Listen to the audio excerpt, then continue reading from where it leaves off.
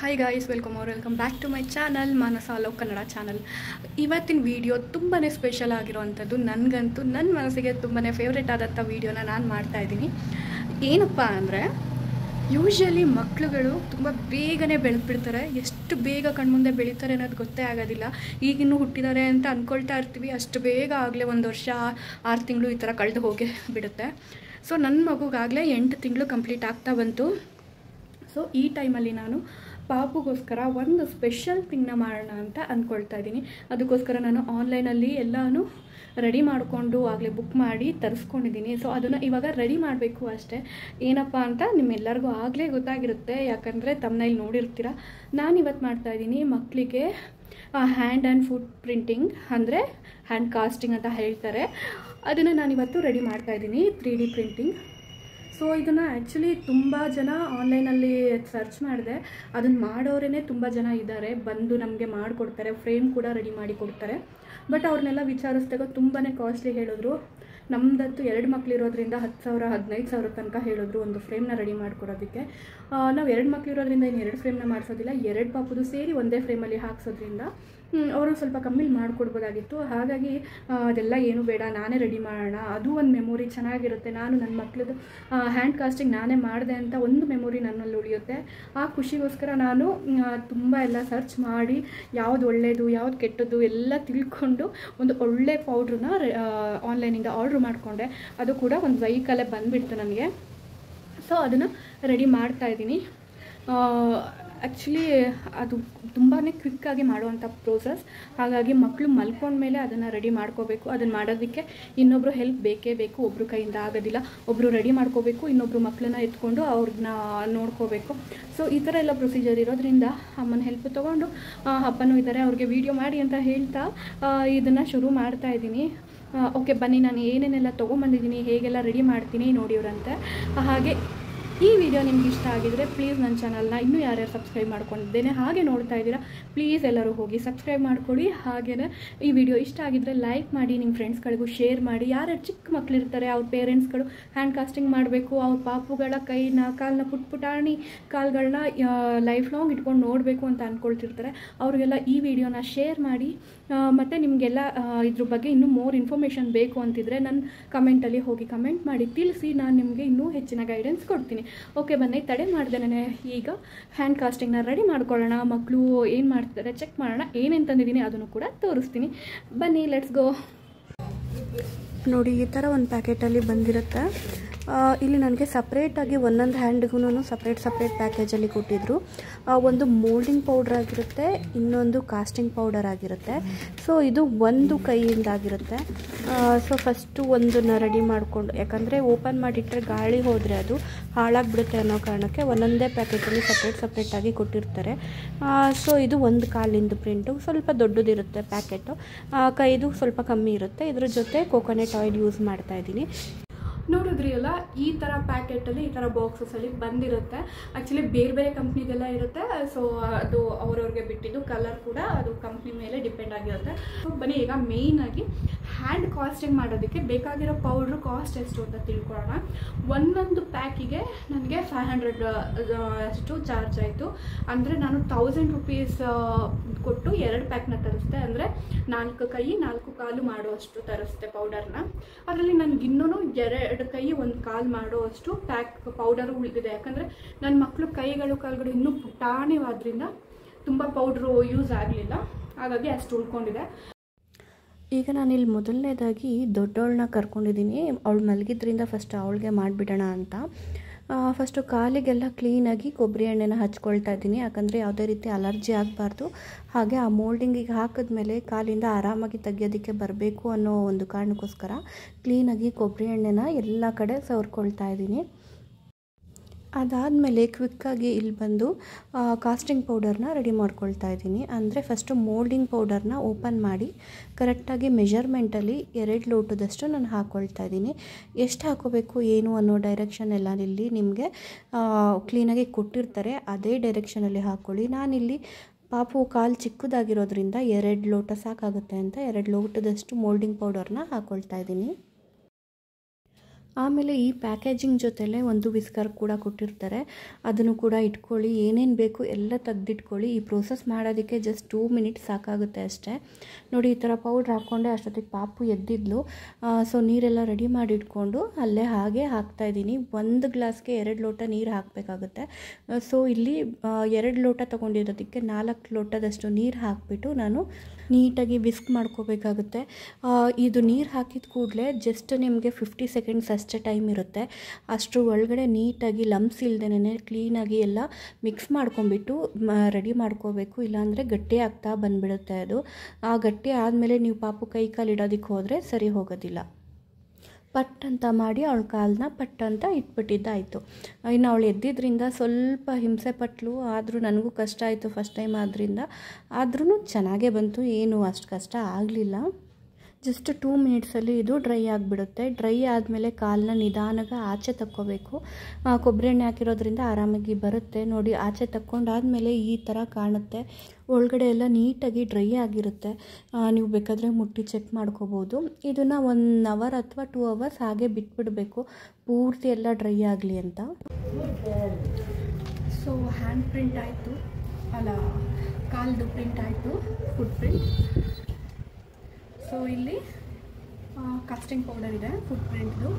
So ಇಷ್ಟು 1 casting powder ಇತ್ತು 1 ಫುಟ್ಟಿಗೆ ಪೂರ್ತಿ ಹಾಕಬೇಕು. ಸೊ ಅದನ್ನು ಈಗ ರೆಡಿ ಮಾಡ್ಕೊಳ್ಳೋಣ. ಸೊ ಇದರಲ್ಲಿ 50 ml ಆಫ್ ವಾಟರ್ ತೊಗೊಂಡಿದ್ದೀನಿ. ಸೊ ಒಂದು ಫುಟ್ ಪ್ರಿಂಟಿಗೆ 50 ml ಆಫ್ ವಾಟರ್ ಸಾಕು ಅಂತ ಹೇಳಿದ್ದಾರೆ. ಸೊ ಅದನ್ನು ಹಾಕ್ತಾಯಿದ್ದೀನಿ.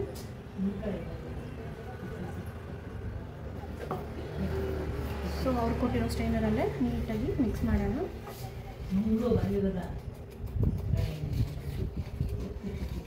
ಕಾಣ್ತಾ ಇದೆಯಾ? ಸೊ ಕ್ಲೀನಾಗಿ ಮಿಕ್ಸ್ ಆಗಲಿ ಅಂತಲೇ ಒಂದು ಸ್ಟಿಕ್ ಕೂಡ ಕೊಟ್ಟಿದ್ದಾರೆ. ಅದರಲ್ಲಿ ಒಂದು ಸ್ಟಿಕ್ ಕ್ಲೀನಾಗಿ ಮಿಕ್ಸ್ ಮಾಡ್ತೀನಿ. ಸೊ ರೆಡಿ ಆಗಿದೆ. ಇದರೊಳಗಡೆ ಹಾಕೋಣ.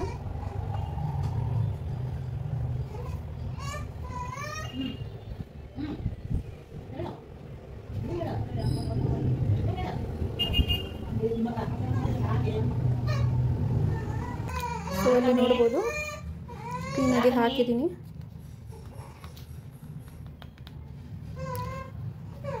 ಸೊ ಇದನ್ನು ಸೆಟ್ ಆಗೋದಕ್ಕೆ ಬಿಡೋಣ. ಇನ್ನೂ ಇಷ್ಟು ವೇಸ್ಟ್ ಆಗ್ತಾ ಇದೆ, ನೋಡೋಣ ಏನು ಮಾಡೋದು ಅಂತ. ಈಗ ಕಾಸ್ಟಿಂಗ್ ಪೌಡರ್ನ ಹಾಕಿ 4 to 5 ಅವರ್ಸ್ ಬಿಟ್ಟಾಯಿತು. ಕಾಸ್ಟಿಂಗ್ ಪೌಡರ್ ಕೂಡ ಫುಲ್ ಗಟ್ಟಿಯಾಗಿ ಡ್ರೈ ಆಗಿದೆ. ಈಗ ಇದನ್ನು ಓಪನ್ ಮಾಡುವಂಥ ಟೈಮ್. ನೋಡೋಣ ಹೇಗೆ ಬಂದಿರುತ್ತೆ. ನನಗಂತೂ ಫುಲ್ಲು ಕ್ಯೂರಿಯಾಸಿಟಿ ಇದೆ ಹೇಗೆ ಬಂದಿರುತ್ತೆ ಏನು ಅಂತ. ಬನ್ನಿ ಚೆಕ್ ಮಾಡೋಣ ಕ್ಲೀನಾಗಿ. ಇದಂತೂ ನೋಡೋದಕ್ಕೆ ಸೇಮ್ ಕೇಕ್ ಥರನೇ ಅನ್ನಿಸ್ತಾ ಇದೆ. ಆ ಥರ ಕಾಣುತ್ತೆ ನೋಡೋದಕ್ಕೆ. ಕಟ್ ಮಾಡೋದಕ್ಕೂ ಕೂಡ ಮೆತ್ತಗೆ ಅದೇ ಥರನೇ ಅನಿಸುತ್ತೆ. ನೋಡ್ತಾನೆ ಹಾಗೆ ಒಂದು ಕಾಲಂತೂ ರೆಡಿನೇ ಆಗೋಯ್ತು. ಇದನ್ನು ಇನ್ನೂ ಕ್ಲೀನಾಗಿ ಶೇಪ್ ಥರದೊಂದೇ ಬಾಕಿ. ಪಾಪು ಎದ್ದಿದ್ದರಿಂದ ಕಾಲೆಲ್ಲ ಶೇಕ್ ಮಾಡಿಬಿಟ್ಟು ಸ್ವಲ್ಪ ಬೆರಳುಗಳು ಒಂಥರ ವಿಚಿತ್ರವಾಗಿ ಕಾಣ್ತಾ ಇದೆ. ಅದನ್ನು ಸ್ವಲ್ಪ ರೆಡಿ ಮಾಡ್ಕೋಬೇಕಾಗುತ್ತೆ. ಇನ್ನು ಕ್ಲೀನಾಗಿ ಇಲ್ಲೆಲ್ಲ ಅಂಟ್ಕೊಂಡಿರೋ ಅಂಥ ಮೋಲ್ಡಿಂಗ್ ಪೌಡ್ರನ್ನೆಲ್ಲ ತೆಗಿತಾ ಇದ್ದೀನಿ. ನೋಡ್ಕೊಂಬಂದ್ರಿ ಅಲ್ಲ ವೀಡಿಯೋನ. ಇದು ಮಾಡಿ ಆಲ್ರೆಡಿ 2 months ಆಗಿದೆ. ಬಟ್ ಕೆಲವೊಬ್ಬರು ಹೇಗೆ ಮಾಡಿದ್ರಿ ಏನು ಅಂತ ಕೇಳ್ತಿದ್ದರಿಂದ ನಾನು ನಿಮಗೆ ನಾನು ಮಾಡ್ಕೊಂಡಿದ್ದ ವೀಡಿಯೋನ ಹಾಕಿ ಅದ್ರ ಬಗ್ಗೆ ನಿಮಗೆ ಎಕ್ಸ್ಪ್ಲನೇಷನ್ ಕೊಡ್ತಾ ಇದ್ದೀನಿ ಅಷ್ಟೇ. ಇದು ಮಾಡೋದು ತುಂಬಾ ಈಸಿ. ಬಟ್ ಏನಂದರೆ ನಿಮಗೆ ಪೇಷನ್ಸ್ ಇರಬೇಕು. ಮಕ್ಕಳು ಮಲಗಿದಾಗ ಮಾತ್ರ ಇದನ್ನು ಟ್ರೈ ಮಾಡೋದಕ್ಕಾಗುತ್ತೆ. ಎದ್ದಿದ್ದಾಗ ಟ್ರೈ ಮಾಡೋದಕ್ಕೆ ಹೋದರೆ ಹಿಂಗೆ ಮಾಡಿಕೊಂಡು ಕೈ ಕಾಲುಗಳನ್ನ ಅಲ್ಲಾಡಿಸ್ಕೊಂಡು ಫುಲ್ಲೆಲ್ಲ ಗಜ್ಜಿ ಬಿಜ್ಜಿ ಮಾಡಿಬಿಡ್ತಾರೆ. ಕ್ವಿಕ್ಕಾಗಿ ಮಾಡಬೇಕಾಗಿರೋ ಪ್ರೋಸೆಸ್ ಆಗಿರೋದ್ರಿಂದ ಜಾಸ್ತಿ ಟೈಮ್ ತೊಗೊಳ್ಳೋದಿಲ್ಲ, ಬೇಗನೆ ಆಗೋಗುತ್ತೆ. ನನಗೂ ಕೂಡ ಬೇಗನೆ ಆಯಿತು. ನನ್ನ ವೀಡಿಯೋದಲ್ಲಿ ನಿಮಗೆ ಎಲ್ಲ ರೀತಿ ಇನ್ಫಾರ್ಮೇಷನ್ ಸಿಕ್ತು ಅಂತ ಅಂದ್ಕೊಂಡಿದ್ದೀನಿ. ಸೊ ನೀವು ಕೂಡ ಮನೆಯಲ್ಲಿ ಟ್ರೈ ಮಾಡಿ. ಯಾರು ಬೇಕಾದರೂ ಇದನ್ನು ಮಾಡ್ಬೋದು. ನ್ಯೂಲಿ ಮ್ಯಾರಿಡ್ ಕಪಲ್ಸ್ ಕೂಡ ನಿಮ್ಮ ಕೈಗಳನ್ನ ಈ ಥರ ಇಟ್ಕೊಂಡ್ಬಿಟ್ಟು ಟ್ರೈ ಮಾಡ್ಕೋಬೋದು. ತುಂಬಾ ಚೆನ್ನಾಗಿದೆ. ನನ್ನ ಹತ್ರ ಇನ್ನೂ ಪೌಡರ್ ಉಳಿದಿದೆ, ನೋಡಬೇಕು. ಕಾಸ್ಟಿಂಗ್ ಪೌಡರು ಉಳಿದಿದೆ ಮತ್ತು ಮೋಲ್ಡಿಂಗ್ ಪೌಡರು ಉಳಿದಿದೆ. ನೋಡೋಣ ಅದನ್ನು ಬೇರೆ ಯಾವ ಥರನಾದರೂ ಯೂಸ್ ಮಾಡ್ಕೊಳ್ಳೋದಕ್ಕೆ ಟ್ರೈ ಮಾಡ್ತೀನಿ. ನೋಡಿ ಆಲ್ರೆಡಿ ನಾನು ಆಗಲೇ 4 ಕಾಲುಗಳನ್ನ ರೆಡಿ ಮಾಡಿಬಿಟ್ಟಿದ್ದೀನಿ. ಅಂದರೆ ನಾನು 2 ಮಕ್ಕಳ ಕಾಲುಗಳು ರೆಡಿ ಆಗಿಬಿಟ್ಟಿದೆ. ಇನ್ನು ಏನಿದ್ರು ಕೈಗಳು ಸರ್ದಿ ಅದನ್ನು ಕೂಡ ರೆಡಿ ಮಾಡಿ ಇಟ್ಟಿದ್ದೀನಿ. ಅದು ಡ್ರೈ ಆಗೋದಕ್ಕೆ ಕಾಯ್ತಾ ಇದ್ದೀನಿ. ನೋಡಿ ಎಷ್ಟು ಪುಟಾಣಿಯಾಗಿ ಎಷ್ಟು ಚೆನ್ನಾಗಿ ಕಾಣ್ತಾ ಇದೆ ಅಂತ ನನಗಂತೂ ತುಂಬಾ ಇಷ್ಟ ಆಯಿತು. ಆಮೇಲೆ ಇಲ್ಲಿ ನೋಡಿ ಈ ಥರ ಸಾ ಪೇಪರ್ನೂ ಕೂಡ ಒಂದು ಕೊಟ್ಟಿರ್ತಾರೆ. ಎಲ್ಲಿ ಏನೇನು ಎಕ್ಸ್ಟ್ರಾಸ್ ಬಂದಿರುತ್ತೆ ಅದನ್ನೆಲ್ಲ ನೀವು ಕ್ಲೀನಾಗಿ ಇದರಲ್ಲಿ ತೆಗೆದ್ಬಿಟ್ಟು ಶೇಪ್ ಮಾಡ್ಕೋಬೋದು. ತುಂಬ ಸ್ಮೂತಾಗಿ ಕಾಣೋ ಥರ ಮಾಡ್ಕೋಬೋದು. ಹಾಗೆಯೇ ಕಾಸ್ಟಿಂಗ್ ಪೌಡರ್ ಉಳಿದಿರುತ್ತಲ್ಲ ಅದನ್ನು ಒಂದು ಚೂರೇ ಮಿಕ್ಸ್ ಮಾಡಿಕೊಂಡು ಎಲ್ಲಾದರೂ ಡಾಟ್ ಬಂದಿದ್ದರೆ ಎಲ್ಲಾದರೂ ಓಪನ್ ಆಗಿದ್ದರೆ ಅಲ್ಲೆಲ್ಲ ಹಾಕಿಬಿಟ್ಟು ಕೂಡ ನೀವು ಅದನ್ನು ಕ್ಲೀನಾಗಿ ಕವರ್ ಮಾಡ್ಕೋಬೋದು. ಅದಾದಮೇಲೆ ಈ ಥರ ಗೋಲ್ಡ್ ಕಲರ್ ಕೊಟ್ಟಿರ್ತಾರೆ. ಫುಲ್ಲು ಡ್ರೈ ಆಗೋದಕ್ಕೆ ಬಿಡಬೇಕು, ಅಂದರೆ 2 days ಆದರೂ ಇದು ಡ್ರೈ ಆಗಬೇಕು. ಅದಾದಮೇಲೆ ನೀವು ಇದನ್ನು ಪೇಂಟಿಂಗ್ ಮಾಡೋದಕ್ಕೆ ಶುರು ಮಾಡಬೇಕು. ಇಲ್ಲ ಅಂದರೆ ಈ ಕಲರು ಕೈಗೆ ಅಂಟೋಕ್ಕೆ ಶುರು ಮಾಡುತ್ತೆ, ಕ್ಲೀನಾಗಿ ಡ್ರೈ ಆಗೋದಿಲ್ಲ.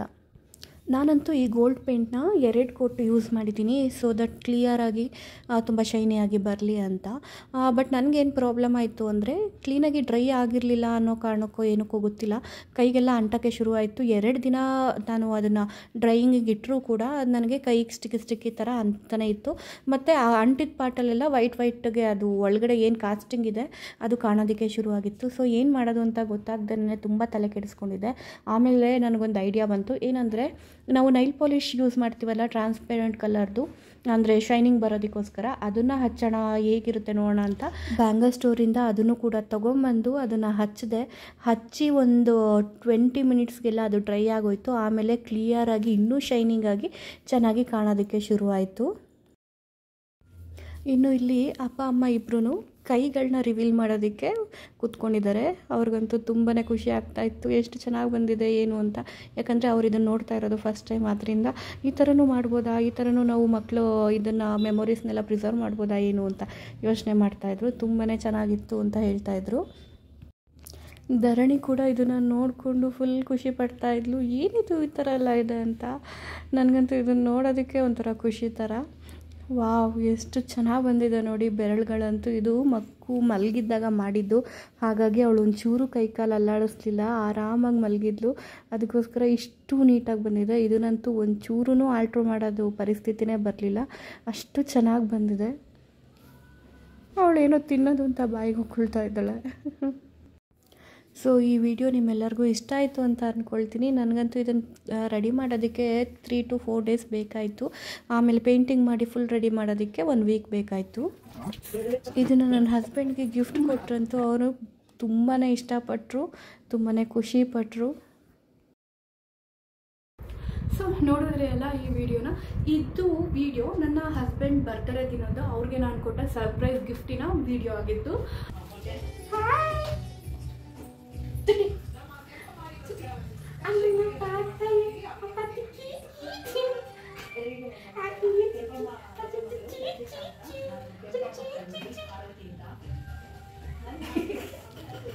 ಸೊ ಚಾನಲ್ನ ಸಬ್ಸ್ಕ್ರೈಬ್ ಮಾಡಿಕೊಂಡು ವಿಡಿಯೋ ನೋಡೋದನ್ನ ಮರಿಬೇಡಿ. ಲೈಕ್ ಮಾಡಿ, ಶೇರ್ ಮಾಡಿ, ಮತ್ತು ನಿಮ್ಗೇನು ಅನ್ನಿಸ್ತು ಅಂತ ಕಮೆಂಟ್ ಮಾಡಿ.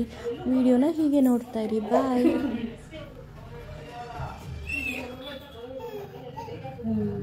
ಯಾರಮ್ಮ ಅದು?